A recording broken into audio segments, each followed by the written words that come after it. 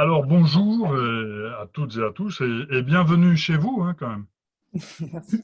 Et donc cette audition, elle est dans le cadre d'une commission d'enquête France Insoumise sur le Covid-19, sur la crise du Covid-19, les conséquences sur tous les secteurs euh, d'activité de nos sociétés et notamment sur le secteur culturel.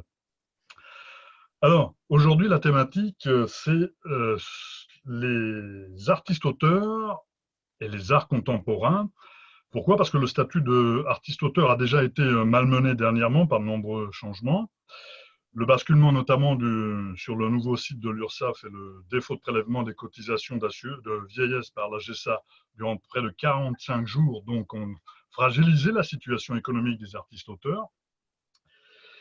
Et avec la crise, la majorité des institutions, entreprises, associations qui font normalement et habituellement travailler les artistes-auteurs sont toutes fermées. Donc, nous avons reçu des cris d'alarme des artistes-auteurs que nous avons, nous, relayés au gouvernement concernant donc leur situation. Nous avons la chance d'avoir 4 personnes en audition. Je vais commencer par Catherine Louineau, qui est membre du CAP, Comité des artistes plasticiens et plasticiennes. Émilie Moutsi, qui est artiste plasticienne, membre du collectif La Buse. Léa Lebricon, qui est artiste plasticienne et membre du livret culture de la France Insoumise. Et Florian Guettet, qui est critique d'art.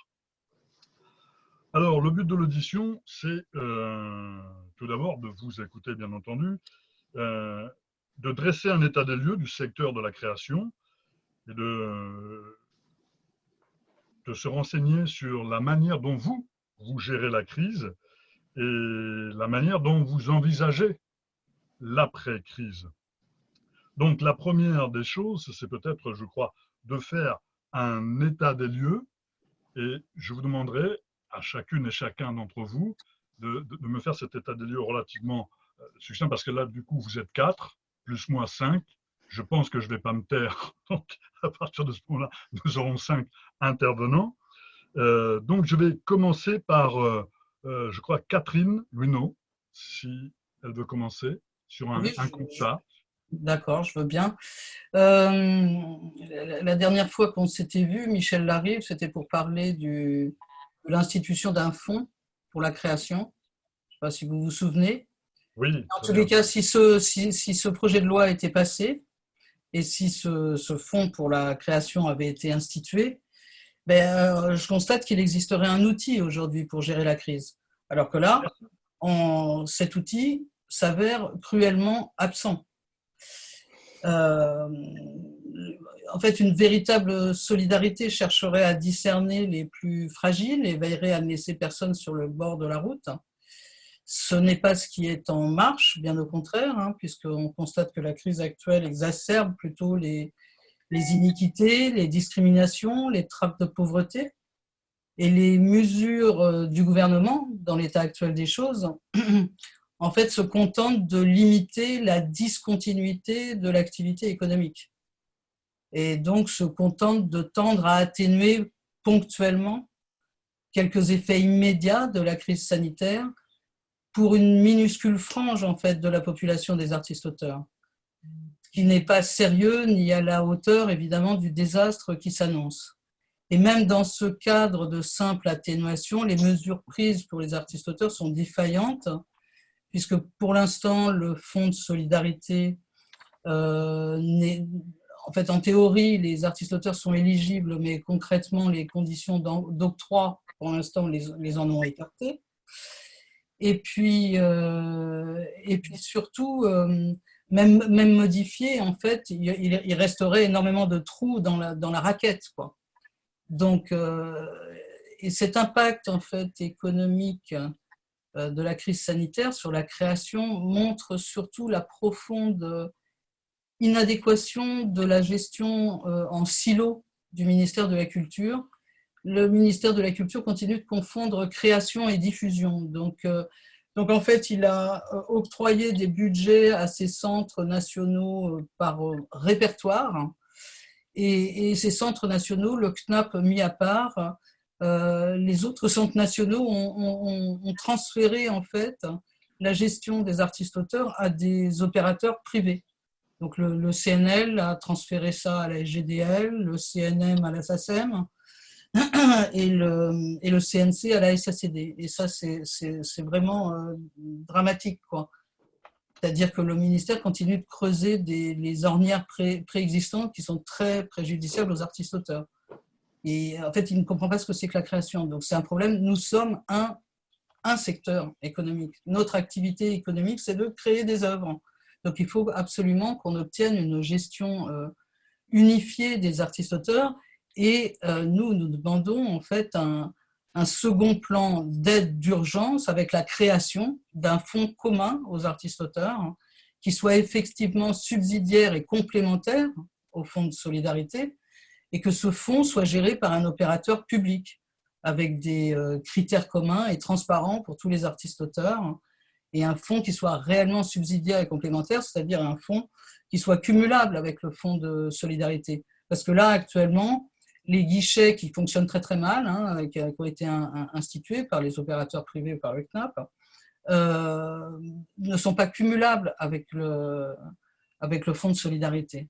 Donc là, pour l'instant, on est vrai. Je veux dire, le gros risque immédiat qu'il y a, c'est que le ministère réabonde les 4 guichets qui ne fonctionnent pas au lieu d'en créer un qui fonctionnerait. Voilà, Merci. Ah, pardon. Non, mais là, on est vraiment dans les problèmes immédiats qui vont être dramatiques si le ministère n'arrive pas à comprendre tout simplement ce que c'est le secteur de la création, c'est-à-dire un ensemble de personnes qui créent des œuvres.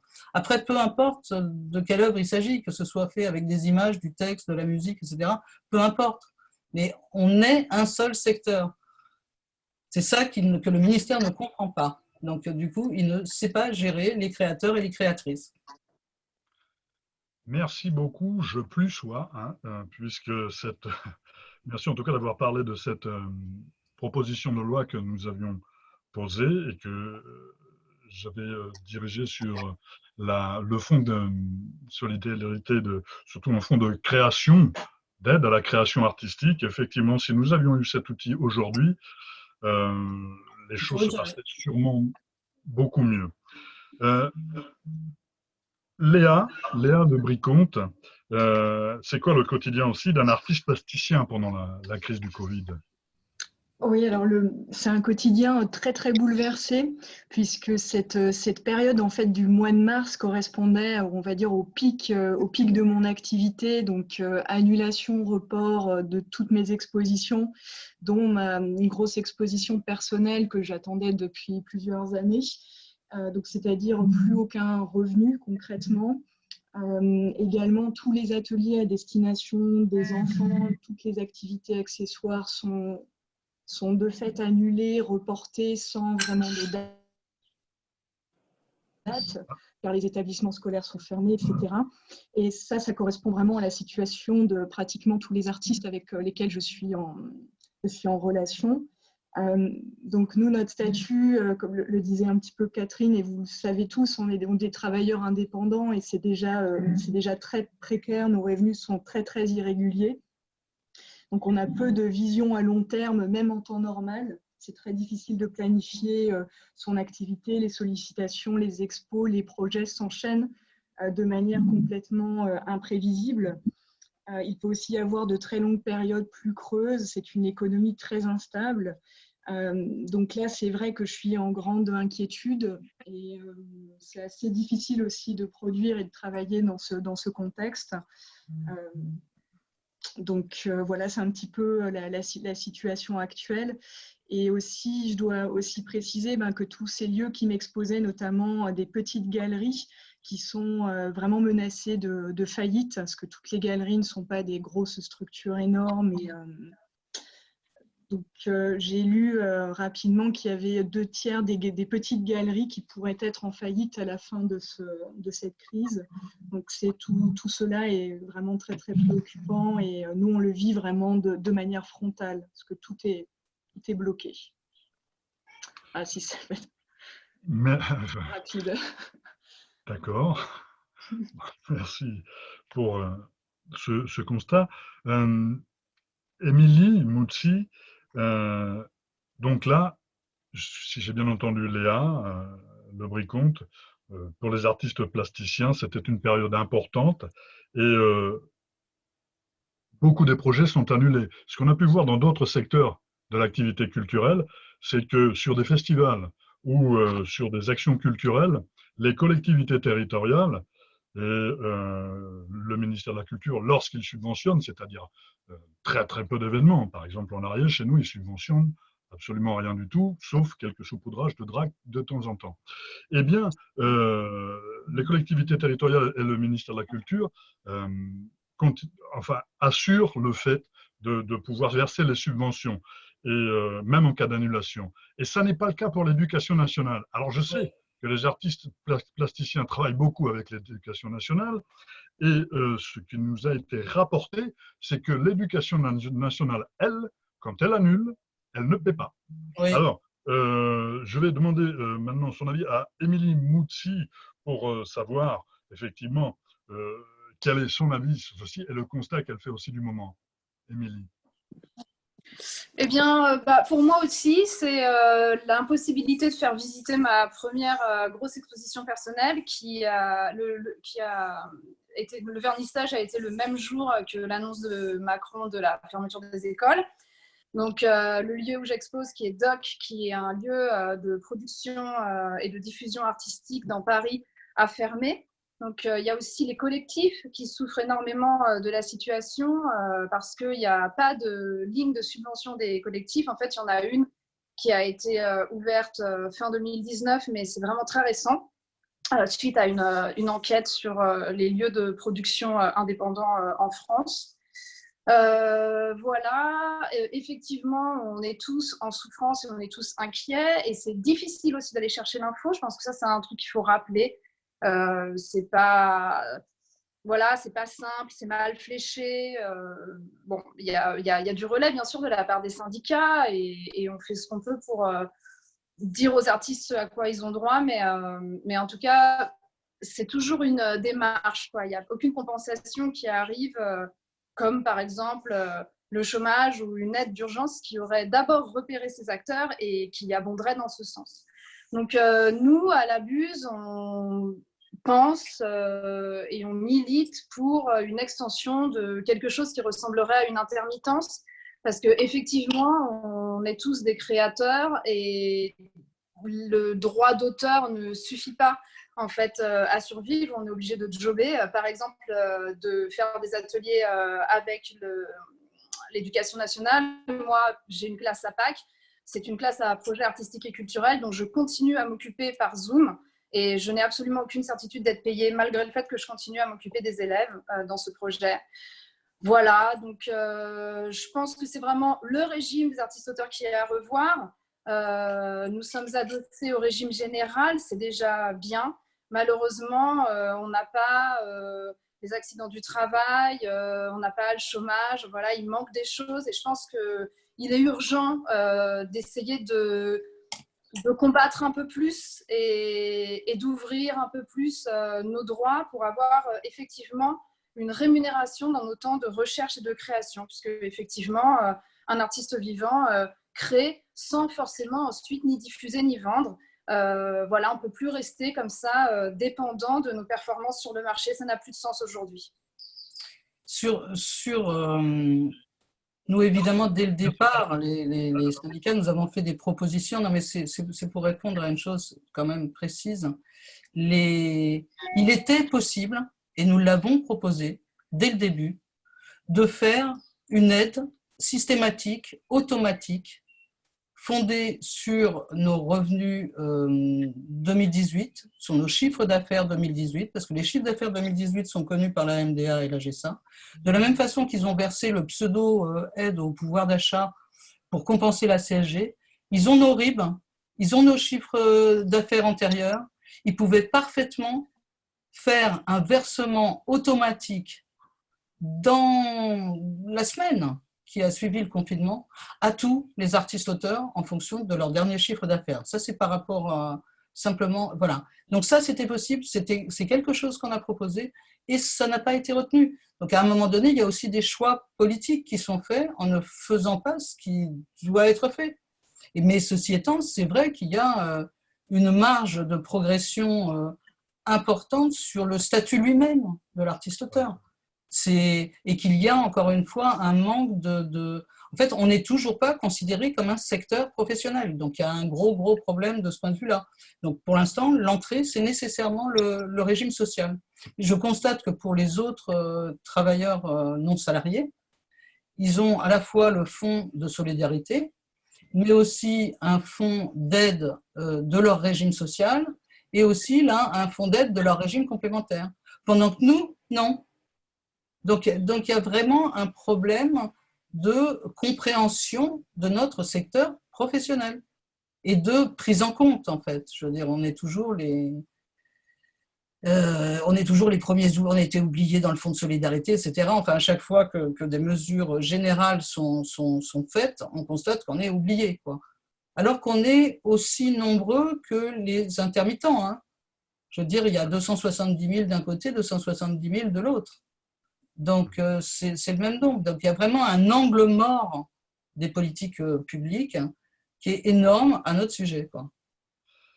Oui, tout à fait. Puis la grosse problématique aussi, c'est l'organisation et l'effectivité, notamment des appels à cotisation. Quand on a des caisses qui n'appellent pas à cotisation, il est difficile après. C'est assez. Enfin, c'était ce dont nous avions parlé pendant la proposition de loi. On a une réorganisation du secteur à faire. C'est pour ça d'ailleurs que nous avions posé cette proposition de loi. Alors maintenant, Florian Guettet, un critique d'art. Qu'est-ce que fait un critique d'art dans la période que nous vivons? Il peine à se faire reconnaître déjà dans son statut, puisque nous ne sommes ni vraiment des écrivains au sens où on écrivait des romans, on n'est pas non plus des artistes plasticiens, on n'est pas non plus des journalistes, enfin, moi en tout cas je ne me considère pas comme journaliste, donc ça nous place aussi dans un entre-deux très compliqué. Évidemment, la crise, elle a renforcé notre précarité, mais notre précarité, c'est pas simplement la faiblesse des revenus, c'est la faiblesse des revenus, clairement, mais c'est pas que ça, c'est l'absence de garantie d'emploi, de sécurisation, comme tous les artistes plasticiens peuvent le connaître, et puis surtout l'impossibilité d'avoir une visibilité sur notre trésorerie. On ne sait jamais vraiment quand on sera payé, avec tout ce que ça implique en termes d'empêchement de rembourser des crédits, d'accéder au crédit, d'accéder au logement, de payer des agios alors qu'on a travaillé et que simplement on n'est pas rémunéré, et souvent par les institutions publiques. Et c'est peut-être sur ce troisième point que la crise sanitaire est de mon avis, de mon point de vue, la plus dure.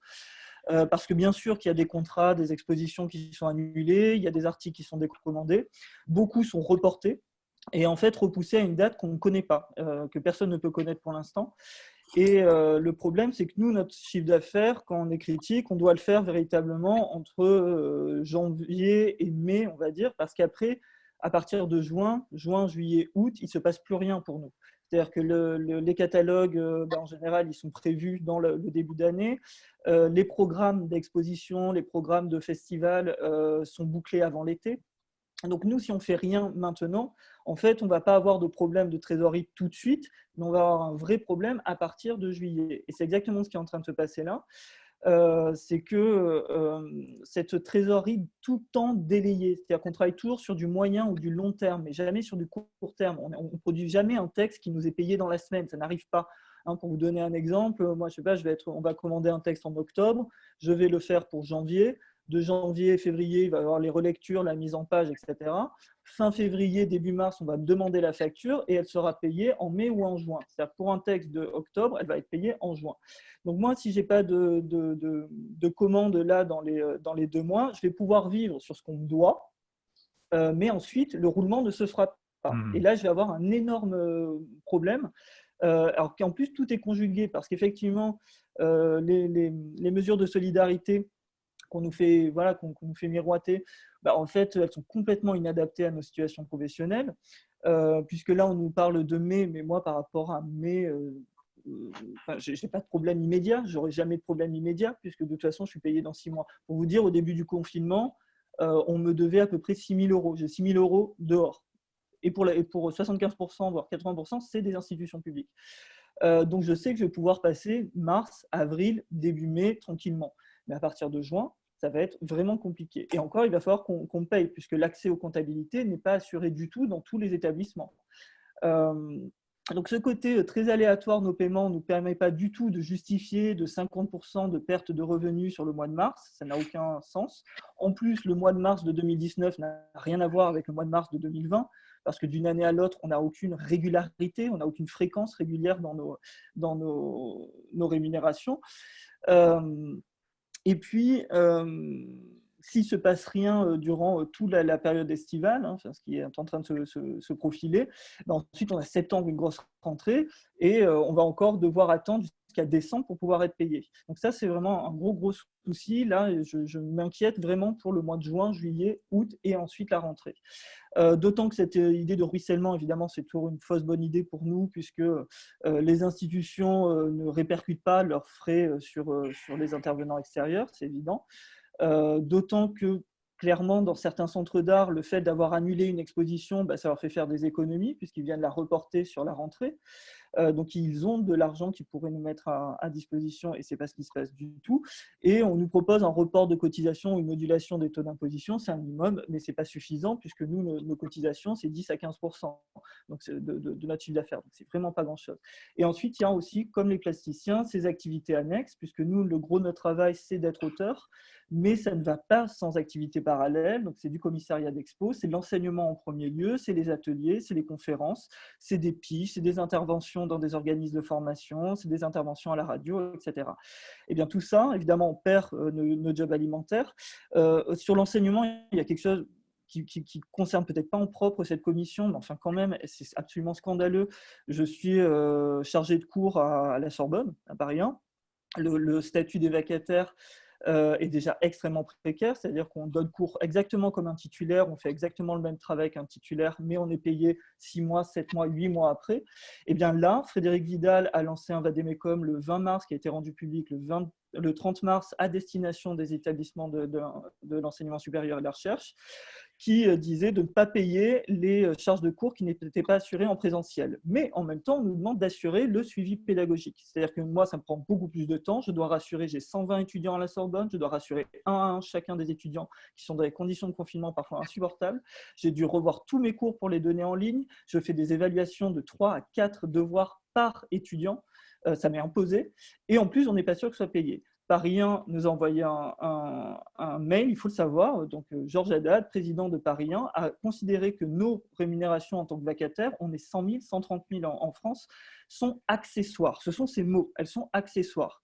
Il faut savoir qu'ils considèrent qu'elles sont accessoires parce qu'on nous demande de pouvoir justifier de 900 heures annuelles au SMIC pour pouvoir prétendre pouvoir donner des cours en charge de cours, parce que l'université ne paye pas nos cotisations sociales.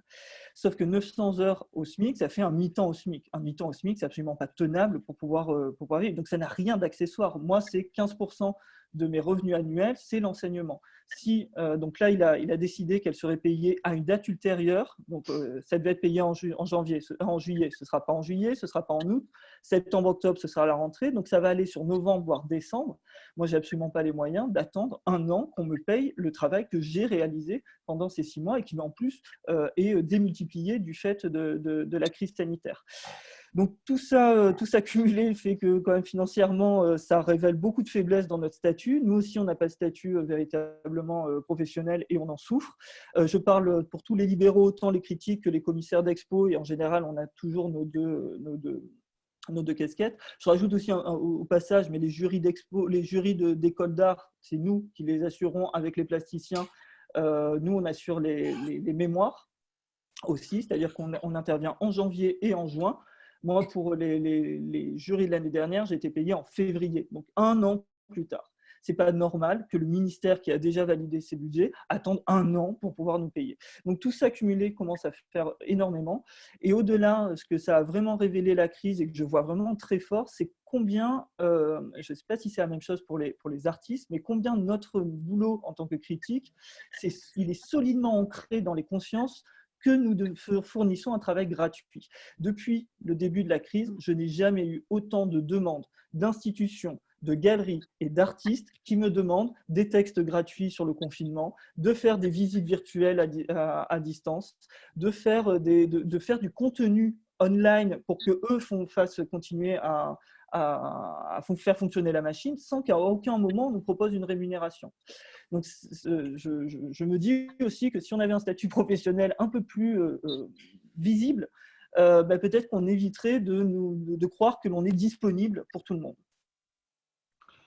Merci beaucoup.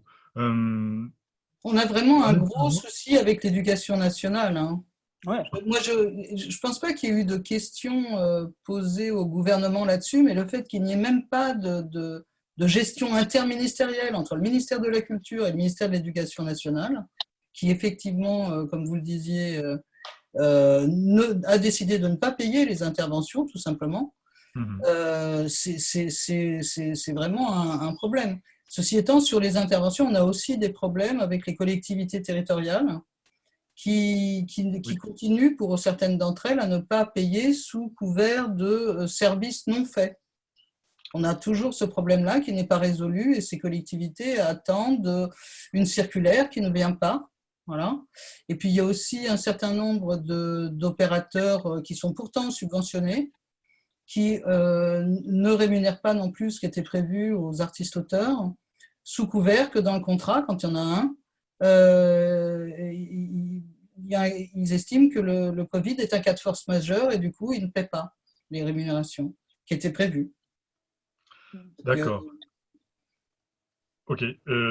Sur les attitudes des collectivités territoriales, c'est très disparate sur le territoire français, dans le sens où des régions, des collectivités, des départements jouent le jeu, d'autres non. Il n'y a pas d'unité. Il n'y a pas d'unité d'action. Et ça, c'est un problème. C'est un problème, effectivement. Alors, maintenant, vous avez entendu les propositions, ou plutôt, j'ai envie de dire, les non-propositions, parce que quand on pose la question au ministre de la Culture, on lui dit quid des galeries, je ne sais pas, quid des musées, je ne sais pas, quid des pigistes, parce qu'on a posé la question aussi, je ne sais pas. En fait, ce qu'on sait du ministère de la Culture, c'est qu'il ne sait pas. Donc là, on nous a dit au 11 mai, les petits festivals, donc les petits événements pour les petits festivals, mais ce n'est pas seulement le petit festival de théâtre, ce n'est pas les petits festivals de musique, c'est aussi les événements d'art plastique et autres, les événements sur le livre. Tout ceci pourra avoir lieu. Alors, moi j'ai envie de dire, il va y avoir un problème de responsabilité, il va y avoir un problème de responsabilité des organisateurs, parce que si, enfin ça m'étonnerait que le Covid soit anéanti le 12 mai, et puis il va se poser la question de savoir qu'est-ce que c'est qu'un petit festival. Alors moi j'aimerais bien vous entendre sur la possibilité et sur ce que vous pensez de ces méthodes de confinement, ce qui va pas, ce qui pourrait être proposé de tout de suite, très vite, un peu plus intelligent. Alors là, je vais passer la parole je crois que c'est à Léa, peut-être, si tu veux bien répondre, Léa, sur ce volet. Attends, excuse-moi, j'ai pas... Je recommence pas, Léa. Allez, écoutez.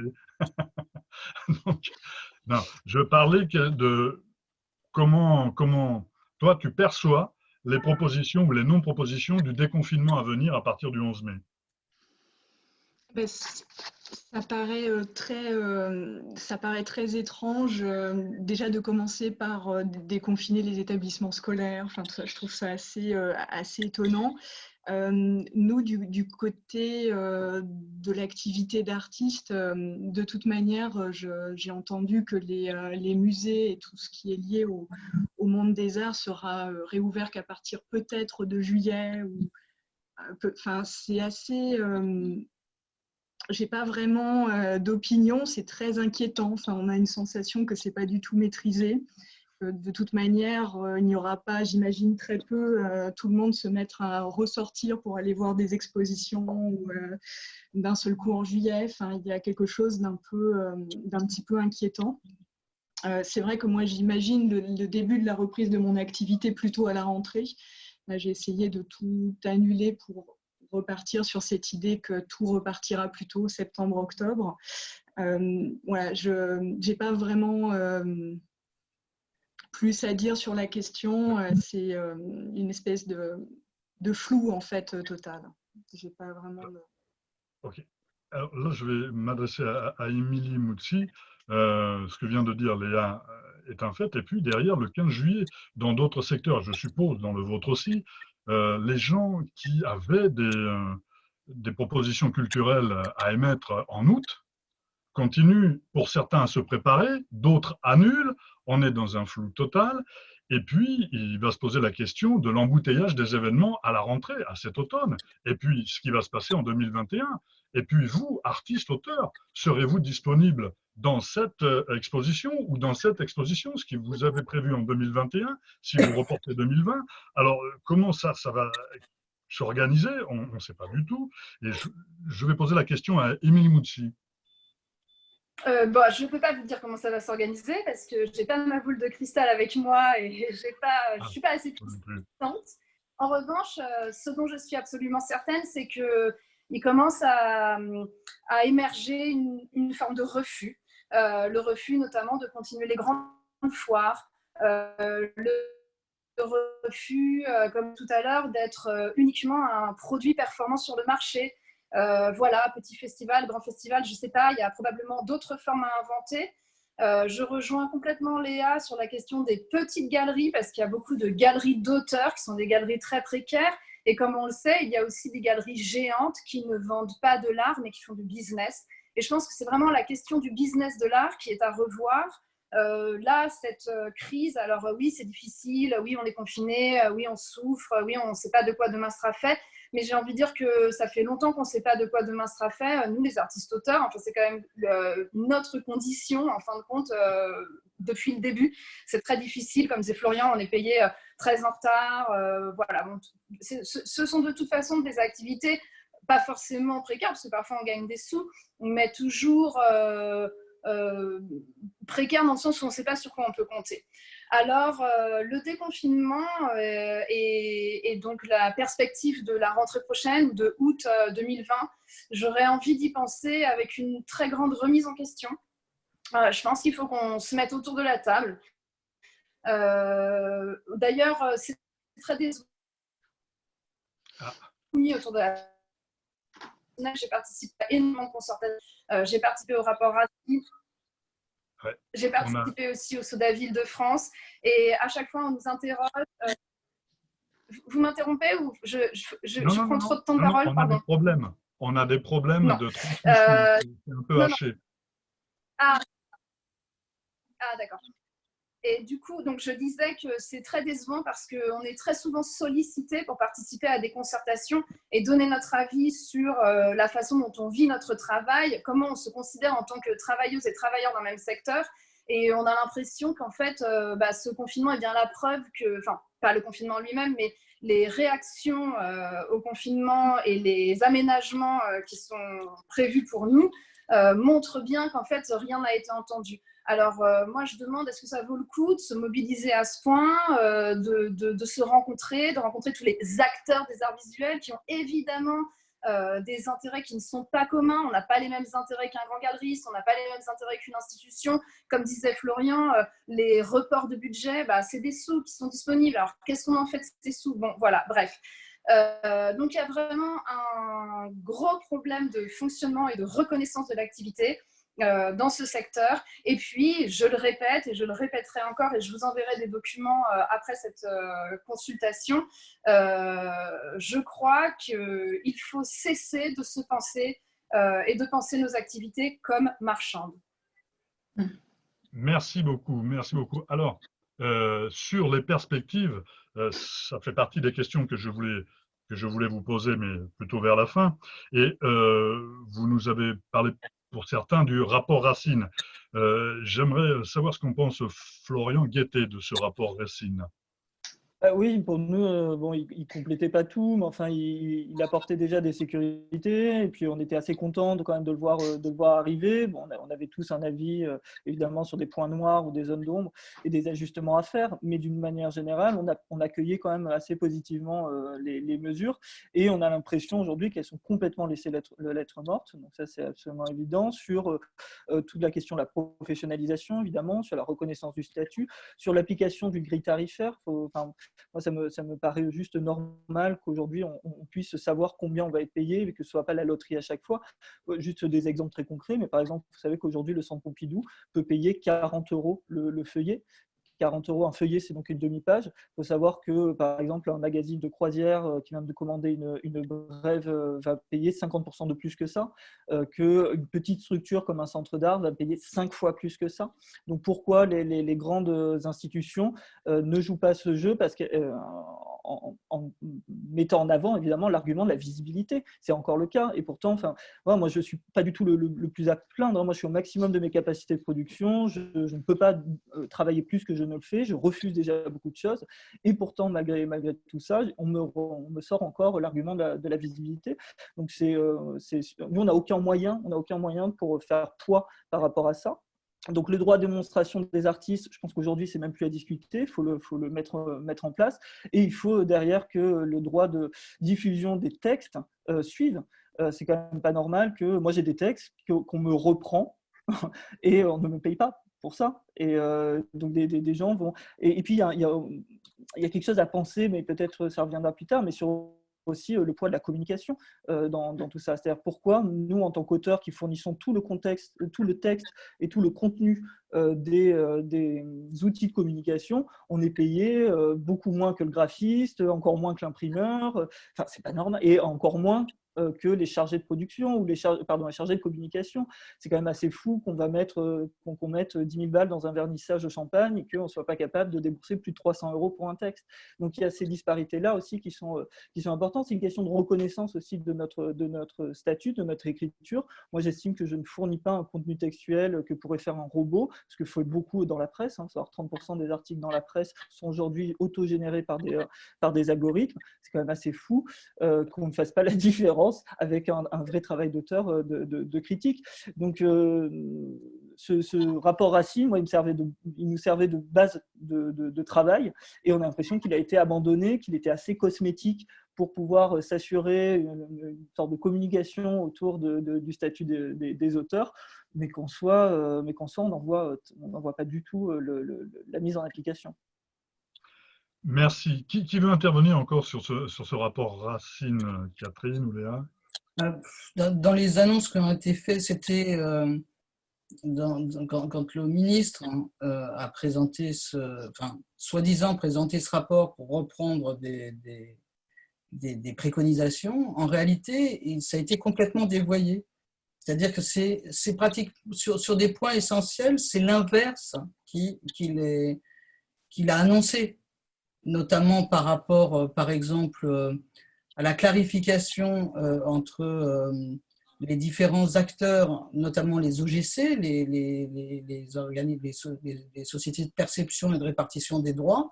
Là, actuellement, on a vraiment un souci. On se demande s'il y a un ministre de la Culture ou si le ministre de la Culture, c'est la SACD et la SACEM.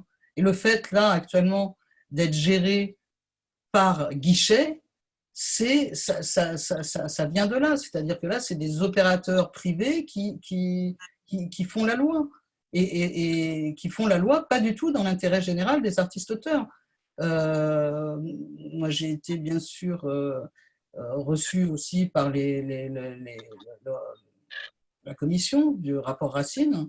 Il y a une proposition qui là, pour le coup, qui n'a pas été retenue dans le rapport lui-même à la fin, mais pour tout ce qui est droit collectif, droits d'auteur collectif, pour moi, ça devrait être mis dans ce fameux fonds pour la création et géré collectivement, et non pas privatisé, encore une fois, par guichet, loi de la jungle, etc. Vraiment, là, l'essentiel, ce serait de créer ce fonds de création commun. D'abord, un fonds d'urgence pour aider tout le monde, et non pas ceux qui en ont le moins besoin, ce qui est presque le cas actuellement. mais d'une manière générale, parce que c'est une nécessité profonde. Et en plus, quand on parlait là des petits événements qui vont s'ouvrir, etc., comme si ça allait nous sauver la mise, mais pas du tout. Dans le sens où est-ce que c'est une crise économique énorme qui s'annonce derrière tout ça. Donc est-ce que vous pensez que derrière ça, là je ne parle pas des gros collectionneurs, mais simplement des petits collectionneurs vont se précipiter pour aller acheter des œuvres aux plasticiens? Est-ce qu'il va y avoir des commandes pour les photographes? Est-ce que ça va être le moment pour les diverses entreprises de commander des logos? Non, tous les carnets de commandes vont être annulés et pas juste dans les 2-3 prochains mois, pendant 6 mois, 1 an. Je veux dire, là, l'impact, il va être énorme. Globalement, ce qui est intéressant d'une certaine façon dans cette crise sanitaire et dans ce confinement, c'est que ça exacerbe tous les travers. Donc là, ça se voit encore mieux. Donc, c'est une sorte de politique du pire, si on peut dire, mais en tous les cas, là, ça exacerbe vraiment tous les travers. Donc, évidemment que ce qu'il faudrait, c'est remettre les choses à plat et surtout arrêter de marcher sur la tête et confondre, encore une fois, la création et la diffusion. Tout ce qu'a dit Florian est parfaitement exact. En fait, on est tous dans la même situation de décalage de revenus, etc. Là, actuellement, il y en a qui ne pourront pas accéder au fonds de solidarité parce que, tiens, exceptionnellement, justement, c'est maintenant qu'on est en train de leur payer ce qu'ils ont fait il y a 6 mois. Donc c'est ce décalage entre le travail et la rémunération, c'est la spécificité en fait de nos professions. Donc à partir du moment où c'est pas pris en compte et où on est comme les derniers maillons de la chaîne, alors qu'en réalité on est le cœur de toute la culture, pose évidemment un énorme problème. Ok. Quelqu'un d'autre veut intervenir sur le rapport Racine, Léa Lebricomte ou Émilie Moutsi, et puis sinon Florian Gattesi. Léa? Non? Émilie? Non, Non, je vous ferai parvenir l'arpentage qu'a fait la Buse du rapport Racine. C'est intéressant à lire, mais là, ce serait trop long. Enchaînons. Ok. Florian, peut-être Gattesi? Non, c'était plus vraiment sur le rapport Racine, mais bon, c'était juste sur la question d'avant, sur les conditions de déconfinement et ces petits festivals, etc. Il faut juste rajouter qu'au-delà des petits événements, ce que ça comprend aussi les petits événements, et c'est aussi, par exemple, le vernissage d'une exposition. Là, moi, je prépare une expo qui était prévue en mai, qui est reportée donc en septembre, avec des artistes algériennes et algériens dont je ne sais même pas si je vais pouvoir les faire venir. Mais au-delà de ça, c'est vrai que comment on fait vivre une exposition dans un centre d'art public si on n'a pas d'événement, si on n'a pas le droit de faire une après-midi performance, si le vernissage, on doit tous se tenir à 1 mètre de distance alors qu'on est sur 100 mètres carrés de surface, c'est juste impensable. Je pense que ça va être un enfer pour aussi les gens comme moi, c'est-à-dire les critiques, d'aller dans les événements parce qu'il va falloir qu'on prenne rendez-vous, qu'on soit protégé, etc. Et qu'on ne pourra plus aller dans des rassemblements publics qui font écho, qui font vivre l'exposition, qui nous permettent de ramener des gens. C'est vraiment important ces moments-là. Donc moi, je m'inquiète beaucoup pour ça. C'est-à-dire, j'ai l'impression là de faire une expo qui va être une expo un peu cosmétique, un peu vitrine, mais je ne vais pas pouvoir l'animer, je ne vais pas pouvoir l'incarner, je ne vais pas pouvoir mettre des gens à l'intérieur. Si on va, pour l'instant, on se dirige là-dessus. Avec Malakoff, on est sur il faudra prendre rendez-vous pour venir voir les visites, pour venir voir l'exposition. C'est pas possible, c'est trop contraignant. Donc déjà que les gens, effectivement, n'auront pas forcément le cœur à aller voir des expositions. Si en plus on leur met des bâtons dans les roues, ça va être très compliqué. Donc comment on répond à ça? Pour l'instant, on n'a aucune réponse. Bien, merci. On va passer à la dernière partie, ce sont les perspectives. Alors moi j'ai entendu tout ce que vous avez dit, je suis bien entendu très d'accord. Et puis, derrière ce moment-là de confinement, c'est peut-être un moment de réflexion et peut-être un moment où on posera les jalons d'un changement effectif de la perception de la culture. La culture, pas comme un bien de consommation, mais peut-être juste comme quelque chose, notamment comme ça vient d'être dit, un moment et un instant et un instant long de cohésion sociale, notamment. La culture, le droit à la culture, quelque chose qui doit être régalien au même titre que la santé, l'éducation. Et je vais dans le sens d'Émilie Mouty qui disait qu'à un moment donné, la culture n'est plus compatible avec le système marchand tel que nous le connaissons maintenant. Donc tout ceci sont des perspectives.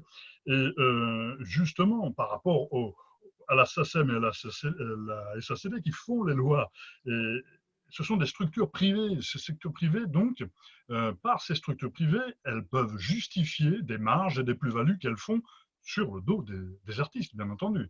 Donc, parce que ce sont des structures privées. Une structure publique aurait un peu plus de mal à faire ça. Peut-être qu'elle ferait des frais de dossier, mais vous savez, la SACEM, les frais de dossier, c'est quand même autour de 25%, c'est quand même pas mal. Donc, à partir de ce moment-là, il y a peut-être une autre perspective pour la culture, et je le souhaite. Et là, Émilie Mouty, les propositions d'Aran Grève et de la Buse sont intéressantes. Est-ce que vous pouvez nous en parler, s'il vous plaît? Eh bien, nous, on parle de travailleuses, travailleurs de l'art, donc on se considère comme des travailleuses et l'art. On milite donc pour tous les travailleuses, travailleurs de l'art, donc les critiques, les commissaires, les médiateurs, les artistes, été rejoints par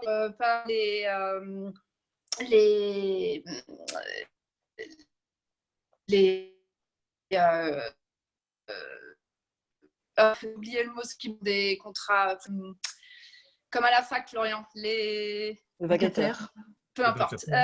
Enfin, en tout cas, on milite quoi? Oui, les vacataires. Alors, la communication est un peu hachée parce que vous avez certainement des problèmes. Prise en compte du travail et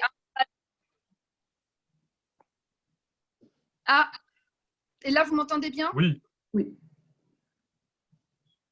Oui.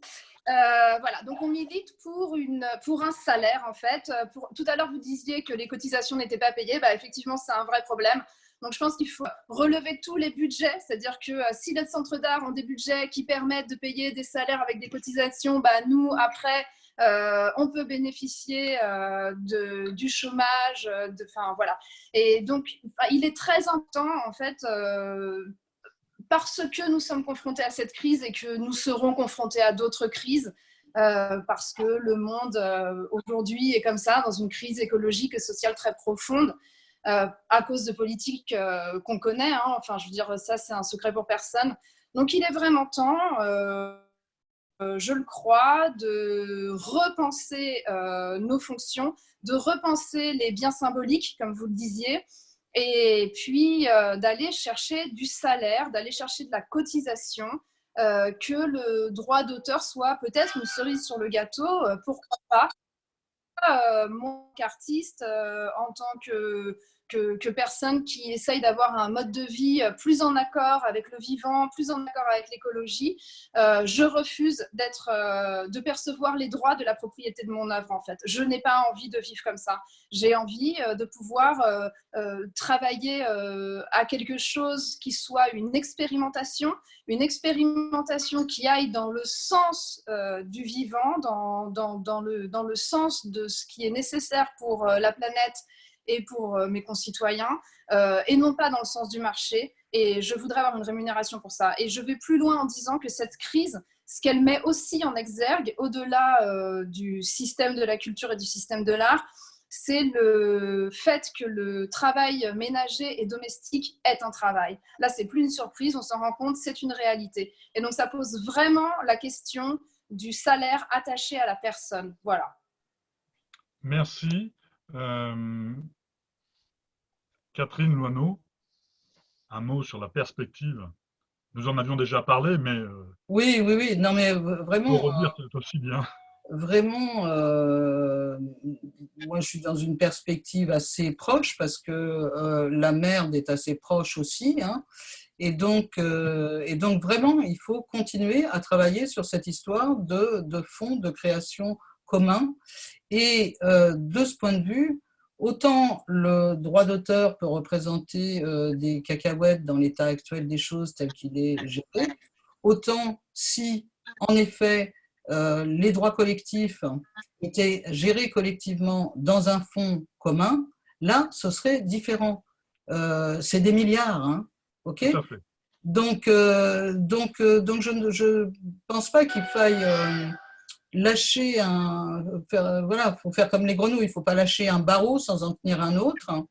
Et il y a d'autres sources qui pourraient alimenter, bien sûr, des fonds publics, mais il y a diverses sources qui pourraient alimenter ce fonds. Et comme on en avait parlé, bien évidemment que ce fonds, du coup, permettrait en fait de régulariser les revenus des artistes-auteurs et d'être payés quand ils sont dans un travail de recherche et pas simplement au succès. Parce que c'est vrai que le droit d'auteur ou la vente d'œuvre, d'une certaine manière, c'est un paiement au succès, mais ce n'est pas un paiement au travail.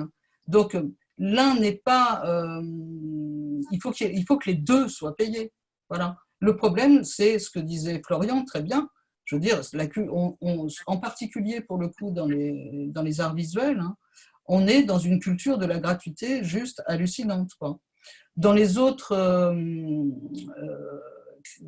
domaines de création qui sont plus liés aux industries culturelles, la situation n'est pas beaucoup plus brillante. Ils sont dans des rapports inéquitables avec, bien entendu, leurs industries culturelles respectives, l'édition, la musique, etc. Et là, en général, ils ont des contrats, mais ils sont payés des cacahuètes, quoi. Et ils n'ont jamais de contrat de commande, en revanche. C'est-à-dire que là, on leur paie carrément jamais le travail. Jamais le travail de création n'est payé. Ils sont payés qu'au droit d'auteur, donc qu'au succès, d'une certaine façon. Donc c'est cet ensemble de choses-là qu'il faut repenser, et surtout repenser, encore une fois, un statut professionnel qui tienne la route. Et pour moi, les critiques d'art sont des artistes-auteurs, bien évidemment. C'est-à-dire ce sont des auteurs d'œuvres. Donc il n'y a pas de souci, on est tous dans le même bain, quoi, hein. Et quant au commissaire d'expo, voilà, je connais très bien le problème. J'espère qu'il va se résoudre, mais c'est pareil. C'est quand même pour moi, une exposition est aussi, il y a l'empreinte de la personnalité du commissaire, donc c'est une œuvre aussi, ça devrait rentrer dans le régime social. On a la chance d'être attaché au régime général, il faut conforter ce rattachement et mieux répartir, évidemment. Je veux dire, la culture rapporte énormément, hein. Le seul souci, c'est que ça ne nous rapporte pas à nous. Voilà, hein. Mais en fait, c'est un secteur économique florissant qui rapporte, mais qui rapporte à tout le monde, sauf au cœur, sauf à ceux sans qui elle n'existerait pas. Donc on est dans une situation totalement délirante, quoi. Léa Le Bricomte. Ouais. Et du coup, je suis tout à fait en accord avec Catherine et Émilie. Et c'est vrai que aussi c'est un temps qui est intéressant parce qu'il va nous permettre aussi de repenser le rôle aussi de ceux qui nous emploient en tant qu'artistes ou qui nous permettent de travailler, comme les centres d'art, les FRAC, les musées. C'est vrai que les FRAC, par exemple, leur mission d'origine, c'était vraiment ils avaient un rôle de découvreurs et de soutien aux artistes émergents. Et on s'aperçoit qu'au fil du temps, ils se sont transformés en sorte de bureau d'enregistrement du marché de l'art. Ils achètent dans des grandes galeries à des très gros artistes, à des artistes déjà ultra confirmés internationaux. Et peut-être que ce temps de crise pourrait justement faire bouger un petit peu les données de ces structures, les remettre dans leur sillage un petit peu d'origine.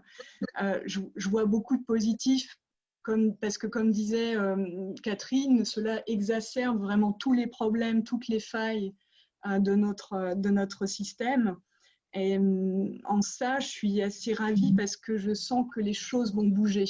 Les artistes n'ont plus du tout envie de ce système ultralibéral. Et on sait qu'on en est dépendant par toutes les formes de mécénat possibles, qu'ils soient privés ou même ceux qui ont envahi les institutions. Donc on sait qu'il y a un chemin vraiment progressif à trouver et pour nous d'autres manières de fonctionner. Et je pense que ce temps vraiment nous donne l'opportunité de rebattre les cartes, quoi. Donc je suis assez optimiste si tout le monde se remet à penser et à agir à ce moment-là, quoi. Il y a quelque chose à faire maintenant. Merci Florian. Moi, je pense qu'effectivement, maintenant, la professionnalisation, la statutaire, on va dire, des professionnels de la pensée ou de la création, je crois qu'elle est plus à discuter aujourd'hui. Il faut vraiment avancer là-dessus avec une nomenclature sur les tarifs. Il faut, enfin voilà, tout ça. Je rejoins complètement les avis qui ont été émis jusqu'ici. Je rajouterais qu'en fait, ce temps, moi, il m'a appris à avoir moins de charge mentale. En fait, la charge mentale, elle est assez insidieuse parce qu'on ne s'en rend pas compte. Mais en fait, là, c'est la première fois que je descends en dessous des 20 mails en retard depuis des années. Des années. Ouais. C'est-à-dire, je suis vraiment assailli de mails auxquels je dois répondre, d'étudiants, d'attachés de presse, de ci, de là. J'ai toujours des centaines de mails par jour. C'est juste insupportable. Et en fait, cette pression qui s'exerçait sur moi, elle a complètement bousillé mon écriture, mes façons de parler. J'écrivais au kilomètre. L'année dernière, j'ai écrit au kilomètre pour pouvoir m'assurer un salaire de vie à peu près décent. Et quand je dis décent, ça veut dire à peine au-dessus du SMIC. Hein, c'est pas plus que ça. Mais voilà, il y a une sorte de productivité énorme et une injonction à la productivité énorme. Donc, si on peut en finir avec parce qu'on se rend compte que finalement, on peut très bien agir sans, c'est pas mal. Voilà, on fait moins de réunions, on fait moins de mails, on fait moins de… tout ça fonctionne quand même. Donc, c'est ce temps en fait de recherche, on se rend compte qu'effectivement, il y a des temps de création, des temps d'écriture sont incompressibles. On ne peut pas nous demander d'écrire en 2 jours ce qui va nous demander 7 jours de maturité, 1 semaine, 1 mois. Enfin, donc vraiment de juste réévaluer et réintégrer nos temps de recherche à nous tous, tous les créateurs, quoi. Ça devrait être fait dans les résidences, mais dans les résidences, souvent, il y a une obligation de résultat avec une sortie, avec une œuvre à créer, etc. Pourquoi non? Les temps de résidence peuvent être des temps de résidence sans création, sans finalité.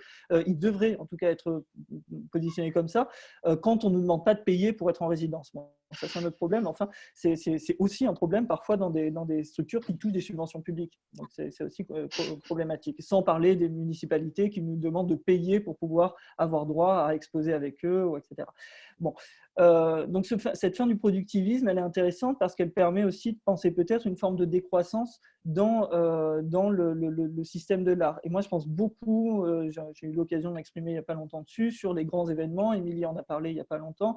Effectivement, alors les foires, je ne sais pas du tout quelle est l'emprise du politique sur les foires, mais enfin, ce n'est pas normal qu'aujourd'hui, il y ait autant de foires commerciales qui coûtent une blinde pour les galeristes, qui coûtent une blinde pour les artistes, parce que les artistes, ils ne sont pas payés pendant les foires, mais par contre, ils doivent y consacrer tout leur temps, ils doivent être là toute la journée, serrer des mains, etc. Des entrées parfois à 40 € pour le public. Enfin, c'est quand même assez délirant de voir où va l'argent de ces événements-là. Donc moi, je suis vraiment pour empêcher la prolifération de ces foires. Il n'y en a jamais eu autant, et c'est complètement incohérent avec la situation écologique, économique évidemment, mais aussi écologique. On a des grands événements en France qui n'apportent pas tant que ça, la Biennale de Lyon, l'île 3000, etc., qu'on peut au moins espacer dans le temps, peut-être pas tous les 2 ans, mais tous les 3 ans, parce que de toute façon, il n'en sort rien pour la scène française. Je veux dire, la scène française, elle n'est pas plus sur le devant de la scène parce qu'il y a la Biennale de Lyon. Elle se fera toujours écraser par Bâle ou par Venise ou par Münster ou par Documenta. Enfin bon, il y a toujours des gros événements qui vont là. Donc je pense qu'on peut arrêter là. Et puis il y a une question aussi de réveiller les productions dormantes. Ça, c'est quelque chose que va mettre en place la Maison des Arts de Malakoff. C'est-à-dire pendant 1 an, elle prévoit de ne payer aucune nouvelle production. Alors ça ne veut pas dire que les artistes ne doivent pas payer, ne doivent pas créer, évidemment, c'est leur but. Moi aussi, mon but, c'est de créer des textes. Mais il y a aussi beaucoup d'œuvres qui sont déjà là, qui sont dans les ateliers, qui sont dans les collections nationales, municipales, publiques, privées. Là, on va parler du public surtout, qui ne sont pas du tout servis. Pourquoi on n'irait pas aussi chercher mieux exploiter ces collections-là? Évidemment, donner des droits de monstration aux artistes qu'on expose, plutôt qu'aller chercher l'œuvre d'un petit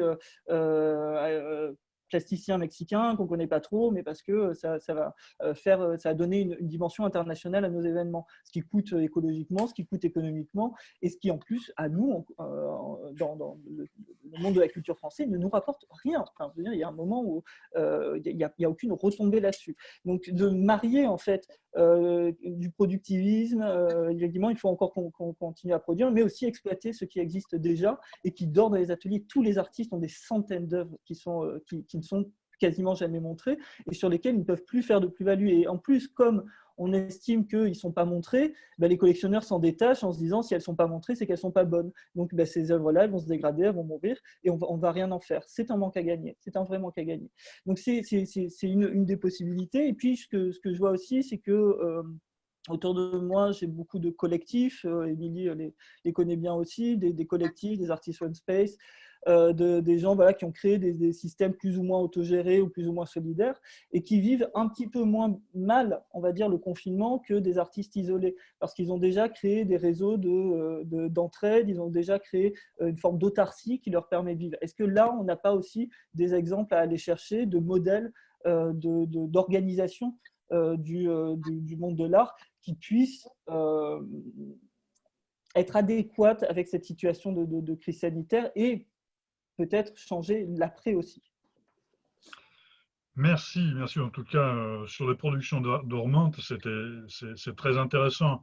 Et, la PPL que nous avions, la proposition de loi que nous avions proposée était très en adéquation avec ça, c'est-à-dire que nous proposions une allocation, c'est-à-dire que nous créions un droit à la création. Donc un droit à la création admet un statut social du créateur automatiquement, c'est-à-dire que c'est pas une subvention, c'est pas quelque chose que vous présentez sur dossier, c'est quelque chose que vous prétendez parce que vous y avez le droit, comme un droit aux allocations familiales, logement ou autres. Donc un droit à la création, c'est pour revenir sur ce que disait aussi Catherine, sur le fait de cette période de création où là, l'artiste créateur, lui, vit sur ses réserves. Il n'a aucun subside, à part peut-être pour quelques-uns le subside du droit commun, c'est-à-dire le RSA.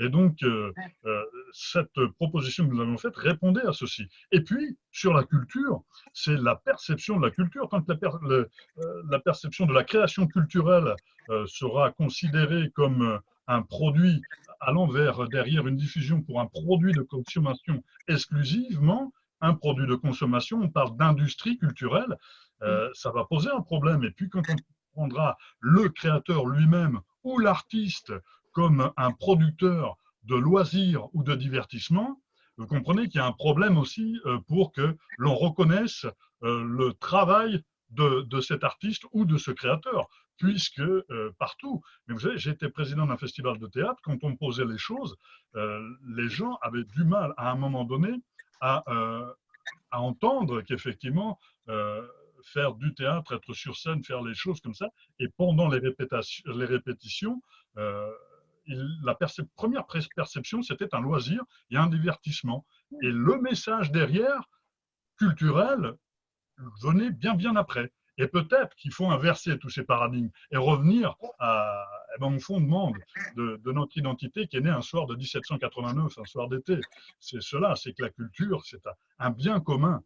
Et repartir sur ces bases-là et dire qu'effectivement, il y a un droit au divertissement et au loisir, mais que la culture, d'abord, c'est l'éveil, c'est l'émancipation et c'est la construction de nos sociétés. Si nous n'avions pas eu d'artistes créateurs, pour modeler à un moment donné nos sociétés, il y aurait eu un problème.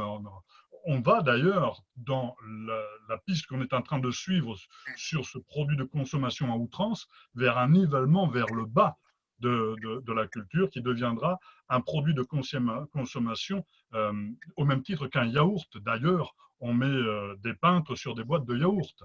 Donc à partir de ce moment-là, il faut redéfinir ceci. En tout cas, moi, je vous remercie beaucoup pour cet échange de très bonne qualité, de très grande qualité grâce à vous. Et c'est important de diffuser tout ceci. Il faut que votre parole à vous soit diffusée le plus largement possible. Il faut que nos gouvernants aujourd'hui entendent que le monde de demain ne sera pas celui d'avant, mais surtout qu'il ne sera pas pire que celui d'avant et que c'est vous qui allez le construire. Merci encore et puis à très bientôt, j'espère. Merci. Merci. Merci. Au revoir.